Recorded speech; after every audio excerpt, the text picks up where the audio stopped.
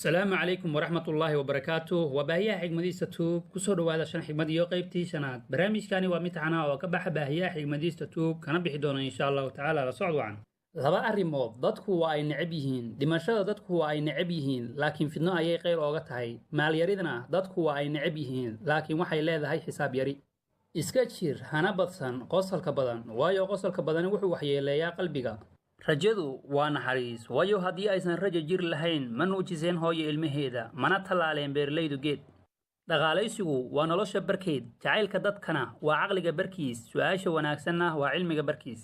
guushu samirka ayay la socotaa farajkuna kurbada ayuu la socdaa culayskana fudeed ayaa xiga waxaa halkaas nugu eeg shan xigmad iyo qaybtii shanaad la soco qaybta lixaad insha allah